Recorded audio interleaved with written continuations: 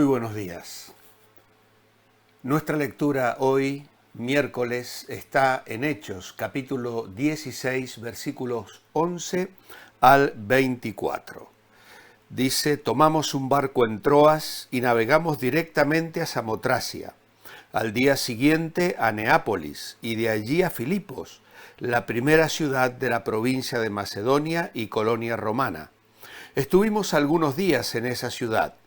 Un sábado salimos de la ciudad y fuimos junto al río, donde solía hacerse la oración.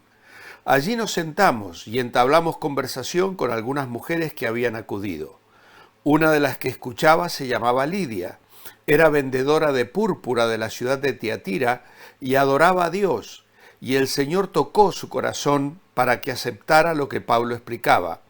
Cuando ella y toda su casa fueron bautizados, nos hizo esta invitación: si consideráis sincera mi fe en el Señor, os ruego que os hospedéis en mi casa.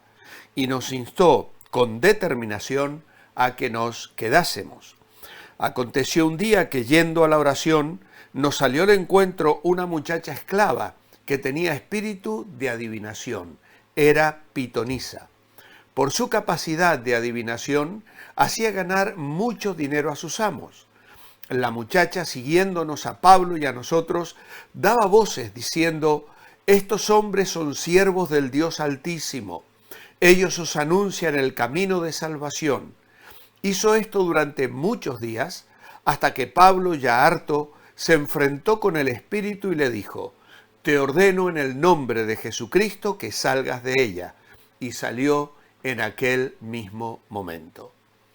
Los amos de la muchacha, viendo que la fuente de sus ganancias se esfumaba, echaron mano a Pablo y Silas y los llevaron al foro ante las autoridades. Dijeron al presentarlos a los magistrados: estos hombres, siendo judíos, andan alborotando nuestra ciudad y enseñan costumbres que, como romanos que somos, no podemos aceptar ni practicar. La multitud se amotinó contra ellos, y los magistrados, rasgándole las ropas, ordenaron azotarlos con varas. Después de darle muchos azotes, los echaron en la cárcel y ordenaron al carcelero que los mantuviera constantemente vigilados. El carcelero, recibida la orden, los metió en la celda más profunda y les aseguró los pies en el cepo. El domingo pasado compartimos un bosquejo de Hechos 16 bajo el título Necesitamos ayuda. Y dijimos en primer lugar que para ayudar se necesitan personas. Hicimos una breve descripción de Timoteo. También que para ayudar se necesita dirección. Y vimos cómo Dios guió a Pablo y al equipo misionero para llegar hasta Filipos. Y hoy vamos a hablar de que para ayudar se necesita decisión. Filipos era una ciudad muy importante en la historia de Roma, pues a partir de una batalla que se libró en esa región, Roma pasó a ser considerada un imperio. Por gratitud, Roma le concedió a la ciudad la ciudadanía romana, de la cual los filipenses estaban orgullosos. La batalla de Filipos enfrentó a las fuerzas de Marco Antonio y Octavio, miembros del segundo triunvirato, contra las fuerzas de los asesinos de Julio César, Marco Junio Bruto y Cayo Casio Longino, y esto sucedió en el año 42 a.C. Así que Filipos es una ciudad relacionada con reyes y emperadores, que recibe a los embajadores que vienen a conquistar Europa para Cristo. El reino de Dios sobre la obra de Alejandro y del César. Pero van a la orilla de un río, a la hora de la oración, a explicar el Evangelio a un grupo de mujeres. Nos llama la atención el frío recibimiento con que Pablo y sus compañeros fueron acogidos en Filipos. Podría pensarse que después de haber tenido un llamamiento tan particular de Dios mismo, aquella visión, pasa a Macedonia y ayúdanos, le habrían de recibir con los brazos abiertos. ¿Dónde estaba el varón macedonio que se había parecido a Pablo? Para pedirle hacia ayuda urgente. ¿Por qué no despertó los ánimos de sus compatriotas para salir al encuentro de los misioneros? Y dice Lucas, nos quedamos en aquella ciudad algunos días. Pablo solía proclamar el evangelio primeramente a los judíos, pero es obvio que allí no había 10 varones judíos, número imprescindible para formar grupo y entonces tener una sinagoga. Ahora sí había un grupo de mujeres que se habían reunido para orar, pues eran adoradoras del verdadero Dios, es decir, del Dios de Israel, por lo que se habían reunido allí en un día sábado, lo cual también implica que era una costumbre judía y que tenía que ver con el conocimiento que tenían de la ley. Ahora, si no tenemos otro lugar de reunión, bien podemos orar y adorar al Señor, aunque sea fuera de la puerta, junto al río. Allí, dice Lucas, sentándonos, nos pusimos a hablarle, de forma familiar, como indica el verbo griego. Con todo, el mensaje sería el de siempre, es decir, las profecías mesiánicas cumplidas ya en la vida, muerte y resurrección de Jesucristo. El Evangelio era buenas noticias para estas mujeres. Y allí Dios abre el corazón de Lidia. Y esta luego abre su casa para recibirles. La obra de Dios comienza con actos sencillos. Usa personas dispuestas, sensibles al Espíritu Santo y atentas a aprovechar las oportunidades de hablar de Cristo. Y en esto hemos estado reflexionando el domingo. No podemos imaginar lo que Dios puede hacer con el testimonio más sencillo. Cuando entregas un folleto, cuando compartes el mensaje, cuando te encuentras con una persona en medio de una crisis y una necesidad y le hablas de Jesús. Esa persona abre su casa, abre su corazón primero, luego abre su casa y probablemente toda su familia pueda ser alcanzada. Y después no solo su familia, sino sus familiares y sus conocidos. Es increíble la forma en que el Evangelio puede avanzar y lo que puede cambiar el destino de personas sencillamente porque tú le hablas a una persona de Jesús. Es asombrosamente maravilloso servir al Señor con esta dimensión y esta perspectiva. Pero también dijimos el domingo que para ayudar se necesita valentía. Y como vemos, hay una muchacha que sale al encuentro de Pablo y sus compañeros cuando luego iban a la oración.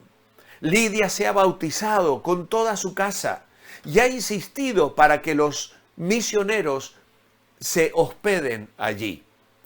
Esto significa que debieron pasar unas cuantas semanas y que ellos estaban trabajando, enseñando, discipulando, afirmando en la fe a los nuevos convertidos, que a lo mejor ya serían muchos más, además de lo que vemos en el hogar de Lidia. Ahora, en uno de estos días que ellos salían a la oración, no se ocultaban para ir a la oración. Y en este sentido, Satanás sabía bien a dónde iba. Y lo extraño es que diese testimonio correcto de quiénes eran y del mensaje que predicaban. Esta mujer, siguiendo, y la idea del verbo griego es que les seguía de cerca, no los dejaba ni a sol ni a sombra, es decir, gritaba detrás de Pablo y de los otros misioneros: estos hombres son siervos del Dios Altísimo, quienes nos anuncian el camino de salvación.